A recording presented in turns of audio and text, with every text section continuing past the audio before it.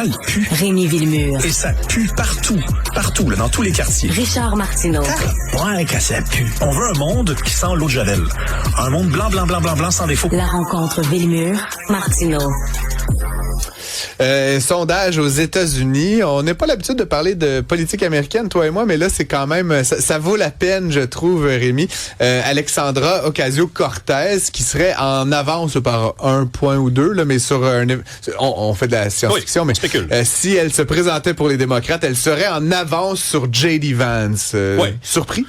Ben un peu quand même. Bon, évidemment, c'est hypothétique parce que de part et d'autre, il va y avoir une course là, des primaires exactement. Puis je pense que du côté des démocrates, c'est plutôt le gouverneur de la Californie là, qui est en avance, Gavin Newsom. Bon, du côté républicain, ça serait peut-être un peu moins surprenant que ce soit J.D. Vance finalement. Mais dans un scénario semblable, moi, ce qui m'intéresse le plus là-dedans, c'est pas tellement le résultat parce que ça pourrait aller d'un bord comme de l'autre. On parle de 2%. Mais j'ai bien peur que Donald Trump ne soit pas une parenthèse finalement et qu'un scénario semblable puisse se produire. C'est-à-dire que on nous dit depuis quelques années, Trump, c'est une réponse au wokisme, une réponse à une administration. On est allé trop loin, puis là, c'est le retour du balancier à l'autre extrême presque. Exactement. Donc, on donne l'image d'une main qu'on promène de la droite vers la gauche et qu'on amène loin, mais à un moment donné, on perd un peu de cadence et on se retrouve au milieu. Et là, il y a quand même des personnalités fortes de part et d'autre qui tiennent à se présenter, qui bénéficient d'un capital de sympathie intéressant. Là, Alexandria Ocasio-Cortez, moins connue là, pour nos auditeurs peut-être que J.D. Vance, c'est une personne qualifiée, donc classée, disons, très à gauche. Là, j'aime pas beaucoup l'expression extrême gauche, gauche radicale. Elle est très proche de Bernie Sanders, de Mamdani, de cette mouvance-là là, qui veut nationaliser les épiceries, là, puis autres. Ouais, il y a beaucoup de choses qui seraient gratuites, là, mettons, dans un monde sous Alexandria Ocasio-Cortez. Mais moi, c'est son style qui m'interpelle parce qu'elle a un style qui ressemble, je regrette, ça va peut-être baisser des gens, mais beaucoup à celui de Donald Trump. C'est très populiste. C'est on coupe les coins ronds. C'est on lève le ton. C'est on fait des mots. On n'est pas content. C'est très TikTok. C'est très TikTok. C'est des clips, c'est des phrases, c'est des. Puis le storytelling, tu sais, c'est je viens de où, j'étais une serveuse dans Brooklyn, je suis arrivé là. Ça ressemble beaucoup à Donald Trump qui dit, moi, je veux dire, j'ai fait faillite, je suis revenu. Bon, il dit un peu moins qu'il a fait faillite. Hein, un peu plus authentique quand même. Je veux dire, dans les faits, elle vient d'une famille pauvre, alors que Trump, tu sais. Non.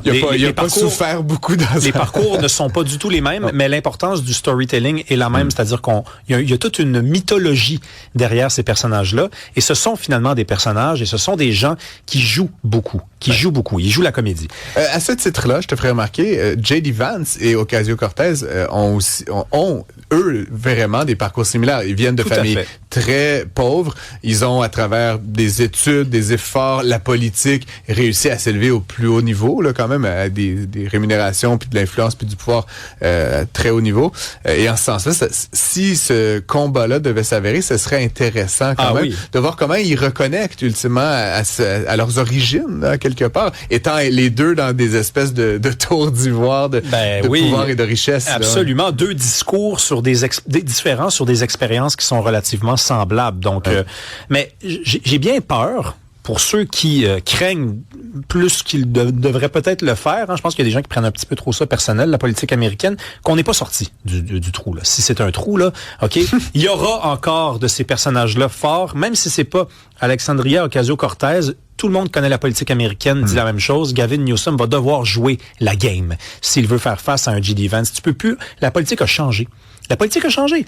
Et ça peut prendre 20 ans des fois parce qu'on est dans une guerre culturelle. Et une guerre culturelle, ça dure pas 5 ans, ça dure pas 6 ans, ça dure pas 7 ans. Des fois, ça dure 2 décennies.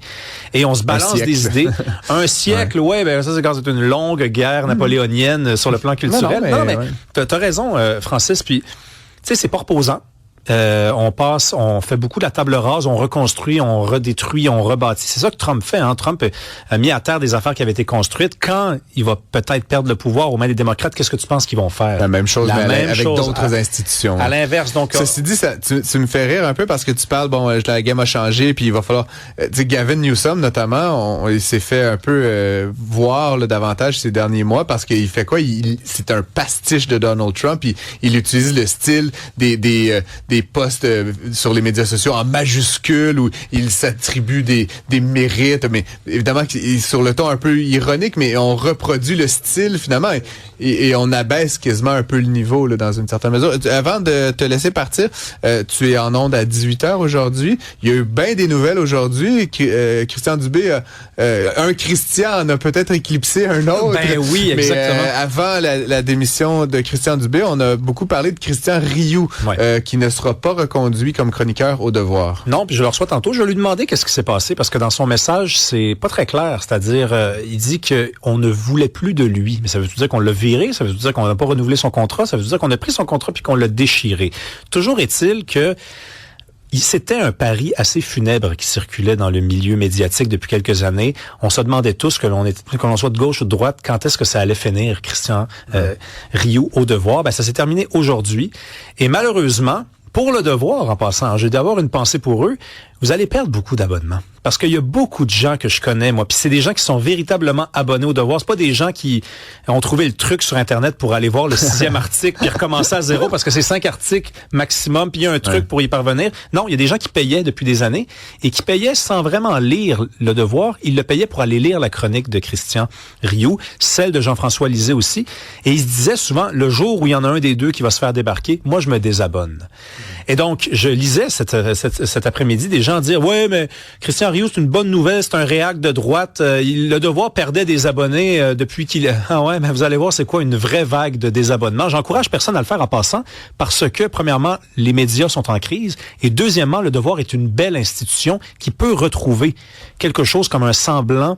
Crois-tu qu'il va être remplacé par...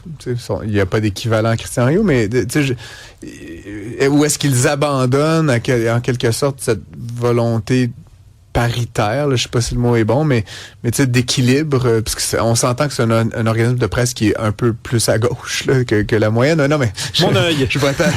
C'était le contrepoids. Est-ce qu'on abandonne cette volonté au Devoir de... Mais c'est une question un peu compliquée, Francis, parce que si on trouve quelqu'un qui est un peu à droite, puis que je te dis non, oui, on abandonne cette volonté-là, ils vont me dire ah. Mais le problème, c'est que c'est peut-être pas cette droite-là que les gens aimaient lire dans le Devoir. Donc je pense que non, on va pas trouver quelqu'un qui est l'équivalent de Christian Rioux. Quelqu'un pourrait me répondre, ben ça existe pas, l'équivalent de Christian Rioux. Ben il y a des jeunes qui poussent, qui ont quand même une pensée plus à droite. Et non, ils n'auront sans doute pas la... C'est ta dernière ce soir avant le Nouvel An. Christian Rioux, t'as d'autres super invités, je pense. Hein? J'ai un humoriste très connu au Québec, je peux pas le nommer parce qu'il y a un surnom. Là, je sais pas s'il faut que je l'appelle par son nom ou son surnom. Yves Boisvert également vient nous rendre visite. On a un débat de hockey en toute fin d'émission. Très bien. On t'écoute à 18h. Merci, Francis.